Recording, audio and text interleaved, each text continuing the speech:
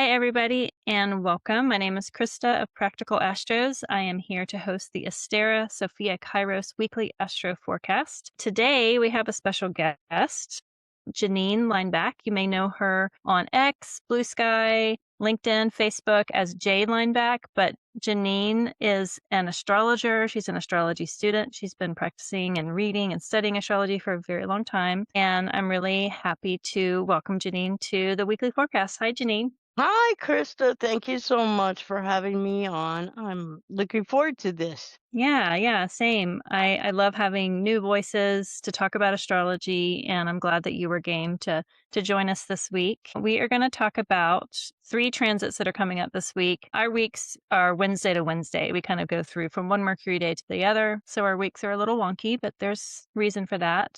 We're going to go through these 3 that are happening within this Wednesday to Wednesday week, which is the Sun going into Pisces on the 18th of February.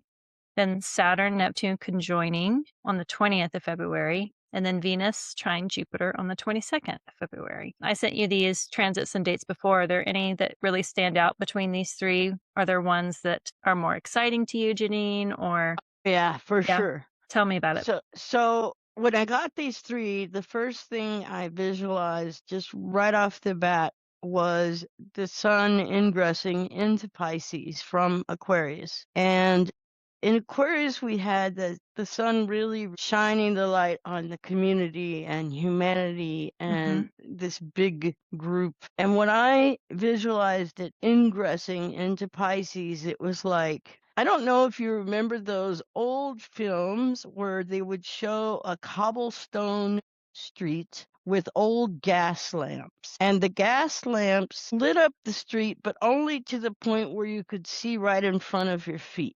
So it was a lot of light and shadow. Yeah. And to me, the sun going into Pisces, it's like we're kind of going inward, but yet we know there's all this stuff going on in the bigger spiritual human world as well.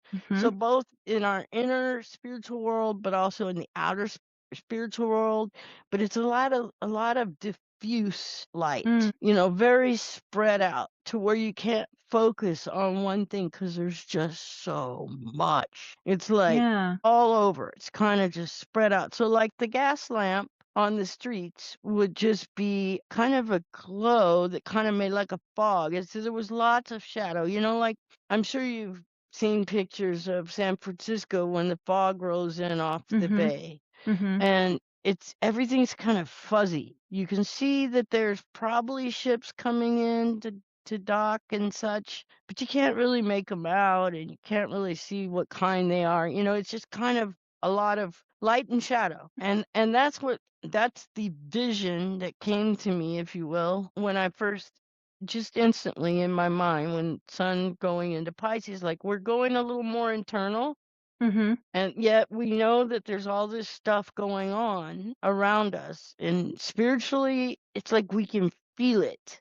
Just like Yeah. you can feel fog. When it's real heavy and thick, you can feel it, but you can't necessarily see clearly through it. But we get surprises later on that help us, I think. Well, I mean, also just to think about, Pisces is a water sign. It's ruled by Jupiter, which expands Yes. with Venus as the exaltation ruler. So there's this like expanded connection that's just inherent in Pisces anyway. And so the sun coming in there, it does illuminate that inherent expansive connection. And I love the idea of that fogginess. In my mind, I'm thinking of like old film noir Yeah, pictures, exactly. that you see like where the light is cast, and within that light, within those movies, you have this intensity and longing and passion and things happening in the shadows, and Exactly. it is it is that Piscean dream place. Pisces is the Exactly. final sign in the zodiac. We're looking at coming up at the zodiacal new year with Aries,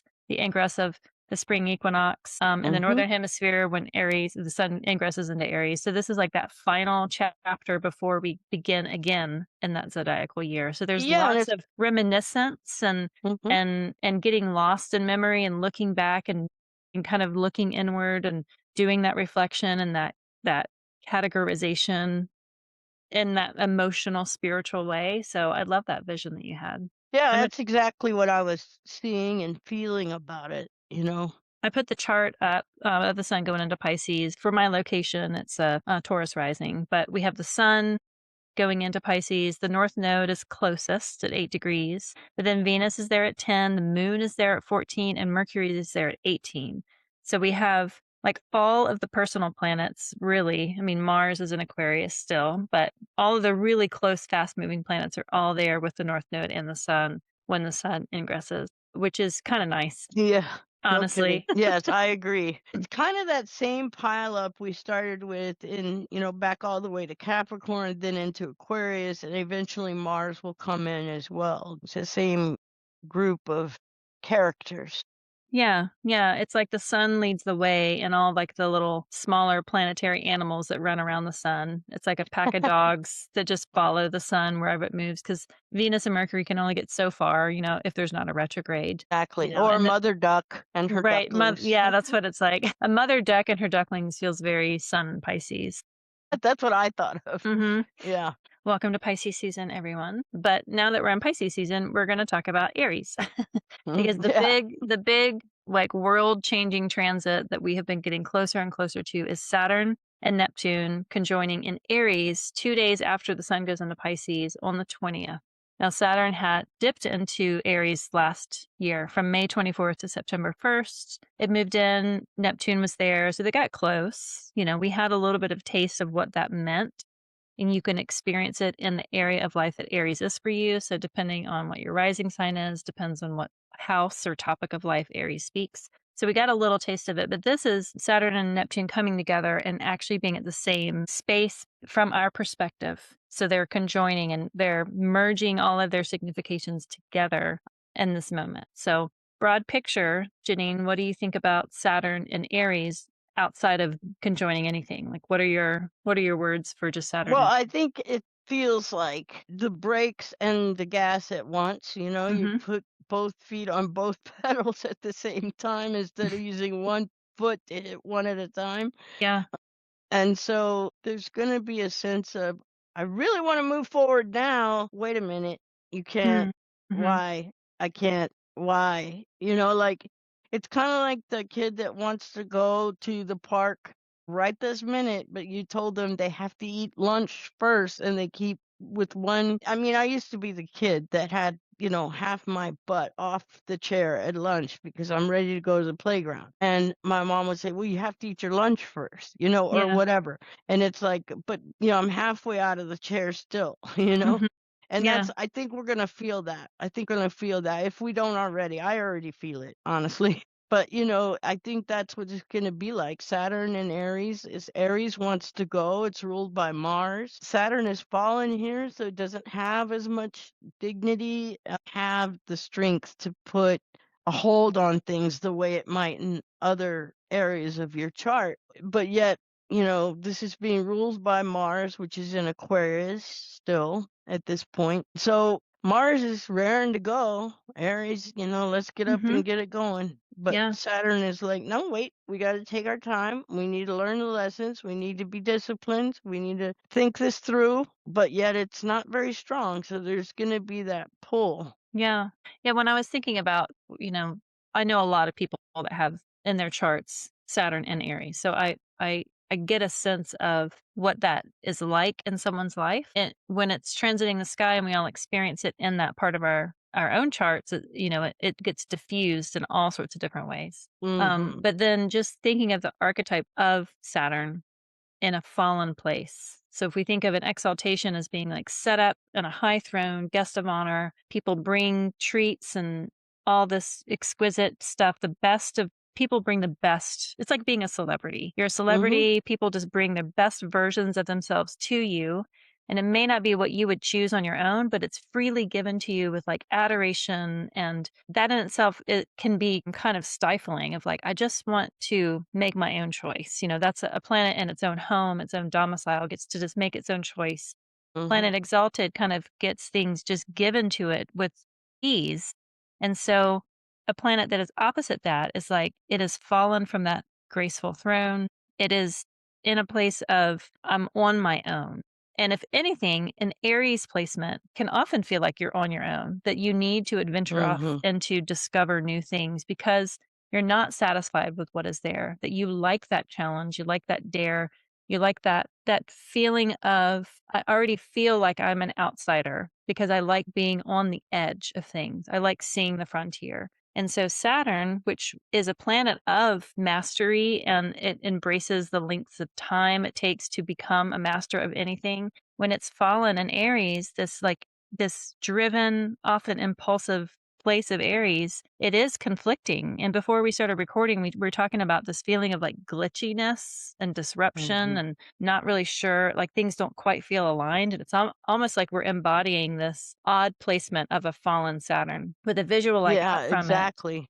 the visual I got from it was imagine any sort of zombie movie. At the beginning of a zombie movie or a zombie TV show, you have a character that might have a lot of talent that has led up to that point where they were like a police officer, ex military, whatever it is. Like they have a history of skill behind them. And that's coming in handy in this moment. But this moment, all bets are off. You don't know what's going on with the whole world or outside of your normal world. And you are maybe outside of where you are familiar with, right? Most zombie movies or TV Mhm. shows, you're like having to go places that you were unfamiliar with the terrain, where things are, if supplies are available, if there's ammunition, if there's safe harbor, if you're the people around you are allies or enemies. You have to figure it all out on your own. And that's how a Saturn and Aries feels. It's like you may have a lot of skill, but in this moment, you have to like reinvent everything and you have to do it quickly. So it's like you're pulling on your own resources of skill, but you have to figure that out quickly. And with that quickness comes a lot of mistakes. And so I feel like Exactly. these early stage of Saturn and Aries. And maybe it was what we kind of started to figure out and fumble around back in May to September last year is that we made those early mistakes. Maybe this time we'll have a little bit better footing and then we can go forward. But then here's the monkey wrench is that it's with Neptune. So now we come to Saturn Neptune together. What's your take on Saturn with Well, Neptune now? so now Saturn's got Neptune and they're merging, and Neptune is the dissolver, dissolves the boundaries, the structures, and you can work with Saturn in such a way to allow your intuition to speak, can also guide you. So there's a way that Neptune provides an empathy, an intuition, an intuitive feel for Saturn. If Saturn can say, okay, I'm going to go with the flow a little bit. I'm going to let go Yeah. of some of the control and not have Saturn be your controlling power and allow that Neptune to give you some intuition and provide you some guidance. There's a way that the two can merge that it can help Saturn loosen up a bit, to be Yeah. honest, and maybe relax enough to feel its way through the beginning stages of this Aries, area where it's not so comfortable. It's striking that they're coming together at the 0 degree, which is called Yeah, the that Aries is point. crazy. It's So it, crazy. it does feel like, if Saturn is the limit and we find our limitations, like when you're like say your butt's half off the chair as you finish lunch and you run out to the Yeah. playground, you go out to the playground and if you want to start playing a certain game, a lot of times, if you're a kid with a stick and you like to get dirty like I did, you Oh, would kind yeah. of draw a big line like this is where the game's going to be. And Uh-huh. it's like creating that parameter, like this is what we're going to do. It's the setting out of Mhm. rules. Mhm. And then within that, then we can get that adventurous Neptunian action going where maybe it is a little bit more, it's softer, not in texture, but just in action in Aries. It's like the ways that we Yes. connect, it will be diffused. It will be kind of broken in a really beautiful way as opposed to just a jolted, ripped up kind of way. When I was Well, looking at these together, it's like when you go running and you have that tiny little microfractures when you run and your bones have these tiny little fractures that happen and your body fills it up with more calcium to fortify the bone. So it's like you need that diffusion and that fracturing a little bit so that you can mhm. actually become a stronger Saturnian skeletal structure. Does like we need that for the mastery Right. of Saturn, but in the immediate time, it's just it might be hard to identify because Neptune is involved. Neptune just clouds in Mhm. in the moment. On reflection, you can often see it better, In a way, it's almost like Neptune is bringing in a little bit of that fog from what's left over in Pisces that it Mm, brought over with it, and it's clouding the skies a little. But at the same time, Neptune is so empathic, or can provide some intuitive and empathic knowledge for Saturn to rely on if they can work together, you know. But I think your point about the fractures, if you think of the 0 point as an ending and a beginning, it's like, okay, you're starting brand new. I mean, the 0 point of Aries is like the beginning. Oftentimes we put Aries in the first house, right? And mm, we start the chart that way, even though the theme of Mundi starts with Cancer. Cancer, yeah. Just a generic chart often will start with the 0 point of Aries. And it's like a springboard, but none of us knows what we're springing into. And so we almost have to trust that Neptunian piece to guide us. And Saturn's not so fine with that. But yeah, it's not empowered here. So it's got to rely on some other skills, some other helpers, some other ways of doing things. Yeah. I think what you can do is first identify what house Aries is for you, and then look at the topics of that house. So, like if you're Aries rising, it's going to be more focused just on you. And think of your Mm-hmm. limitations, think of boundary lines, think of like Mm-hmm. territory, like annex that house to be like a separate thing. For Capricorn risings, it's your fourth. For Libra risings, it's your seventh. For Cancer risings, it's your 10th. Like from there, you can find your rising sign, what house is Aries for you, and work Mhm. during this transit, because we're going to have this for about another 2-ish years. It's going to be 2028 when Saturn moves into Taurus. And so creating a limit, creating either a time limit, a bandwidth limit of financial obligation, a limit of whatever, like find what the limitation is for you and know that those boundaries are going to be tested, especially with Neptune there to like try to dissolve it away. But a good thing of like creating the boundary line of I'm going to spend an effort of creating a boundary, which then will inadvertently build some sort of structure, either a discipline of a schedule. I mean, Saturn loves time. Saturn is all about time and Yep. death. Mhm. Yep. And, I'm not a big fan of Saturn actually helping us build structure, but Saturn first starts that structure with drawing a line in the sand of like, this is where the game is going to be played. And if you try to build some sort of systems of accountability, self-accountability, especially, Yeah, uh, discipline and accountability. I think yeah, in that area of life, then you can survive that disillusion that Neptune will continue to try to make. Like it's just like fortify the fences in that house.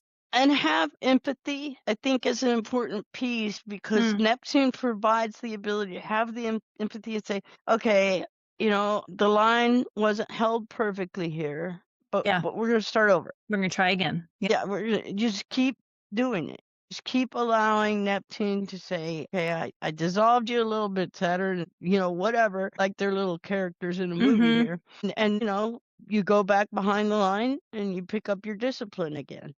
Yeah, or Um, it'd be like, you know what? That was an arbitrary line to begin with, and I like the line being drawn over here better. exactly, You know? exactly, So exactly. instead of a lot of times it'll be like if you first move into a house and you just like set some shit down in a part of a room, it just will stay there Yeah, for years, even though you didn't correct. intend it. So just because that was set there, and you can think of it like say that you're Pisces rising and Aries is your second house. And we associate second house with skill and resource, but mostly it's like the money house, right? There's Mm-hmm. more nuance to the second house, but we think of money and we think of Values, skills. expenditures and we think of income. So like if you're Pisces rising and Saturn goes into your second house and you just, you're working at a job because you've been working there for a long time, having Neptune come and dissolve the ideas a way around like, do you actually want to do this for income? Is this helping support you as the ascendant, as that first house?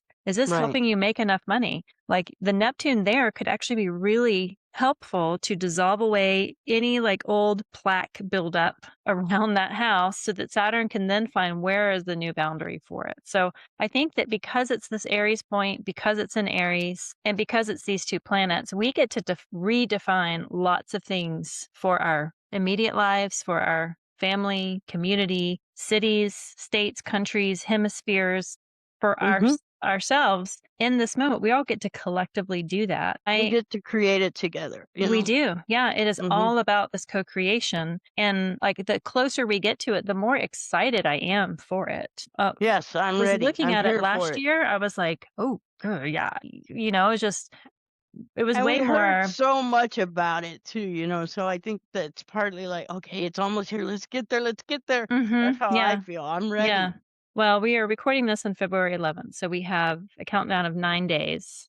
So I think we're going to move on to the next transit. But comment on the video if you have anything in Aries or what house Aries is for you and what you're looking forward to, or if you have any like memory of that house of Aries for you, if anything started to change or dissolve or, be reformed back in that transit from 24th of May last year to September 1st. So it would be the all of summertime last year. What was changing or starting to kind of be disrupted a little bit in your Aries house? But then the final one that we're going to talk about is Venus trining Jupiter. So Venus is exalted in Pisces, Jupiter is exalted in Cancer, and the two of them are going to trine. Back in August last year, we as a group talked about the conjunction. It happened on August 12th. This was the same day that there was some other stuff going on. So it was like, it was a complicated day. Yeah. But we had the conjunction on August 12th. And then their cycle together, we can kind of look at it kind of like a lunar cycle where you have a crescent moon, a first quarter moon, waxing moon, full moon, waning moon, third quarter, and then a crescent again before it goes to new. So we're looking at it in that kind of a cycle. When they came together, we can kind of think of that as the new moon. They squared each other on November 2nd. They opposed each other, meaning Venus, because Venus is moving faster than Jupiter, she moved into the opposition on January 9th. That was like the full moon moment when Venus was in Capricorn, Jupiter was still in Cancer. Jupiter spends about a whole year in one sign. So now we're at this trine point. We had a trine on November 26th, and now we have another trine on February 2nd.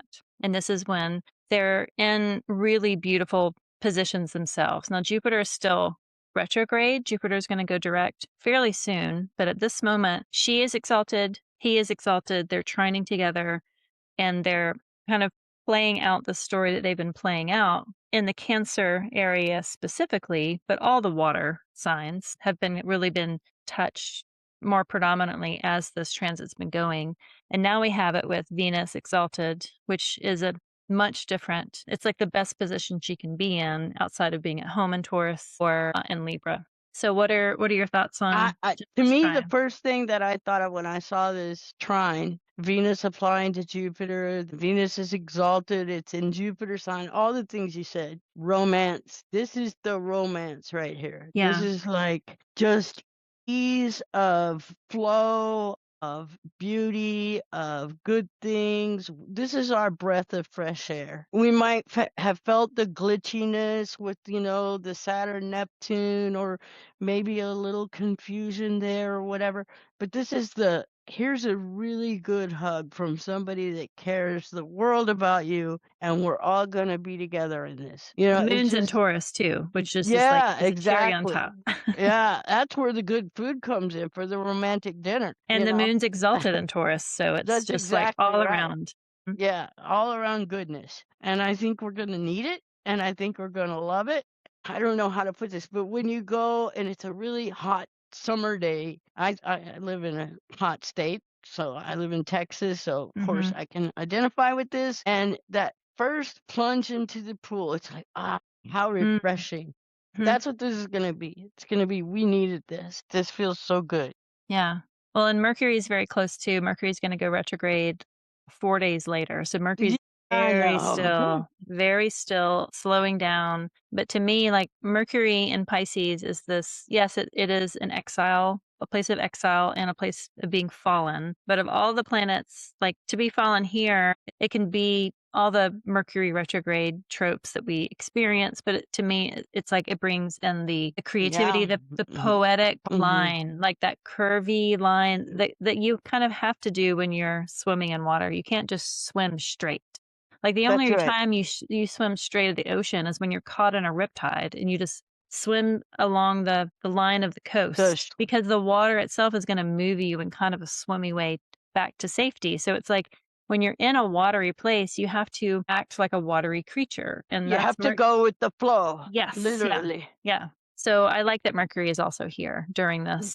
I Mercury and the Sun and the North Node are here witnessing this trine between the two of them. Yeah, it's a great time for creativity, for music, for intuition, all the things that we sort of talked about at the beginning, right, Krista? Like, I mean, just let some flow happen here. I think it'll feel good. Yeah. So just to refresh, to think, to look back. So if you can remember, middle of August last year, this is when Venus and Jupiter came together in Cancer. I think it was like 14 degrees. And then it's gone through this process of Venus is taking whatever seed was first planted then and starting to bloom it out. So think of the Cancer house. And then when she squared it in November, she was in Libra, so she was at home. So it's kind of like a positive square almost. Venus Jupiter Mhm. square with Mm. Venus at home, Jupiter exalted. The opposition, January 9th, was opposing that place, Venus in Mm. Capricorn. I mean, Venus is a triplicity ruler of Capricorn, right? Because it's an earth element, so it's of Yes. that dark Mhm. feminine sect.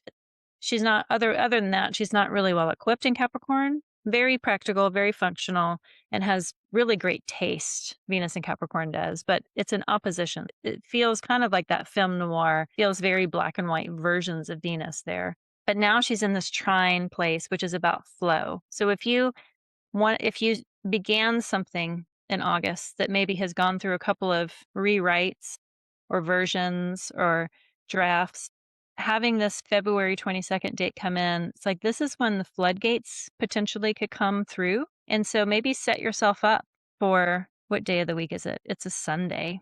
Sunday, yeah. So if you have time to set aside to allow the flow to come through your fifth and speaking as a Scorpio rising, sorry, being a little selfish here. Uh-huh. Pisces is my fifth house, Cancer is my ninth house. So have the flow come through your Pisces and Cancer houses. Allow the space so that you can have that flow. Trines are supportive, but they're also about momentum. And momentum of water is like Mhm. the Mm. water, when water has momentum, it's It's gonna incredibly move. powerful. It's gonna Yeah. move, but it overall is being a really glorious day, especially with that exalted moon there. Like I say, skip Valentine's and have it this day. There you go. That's great.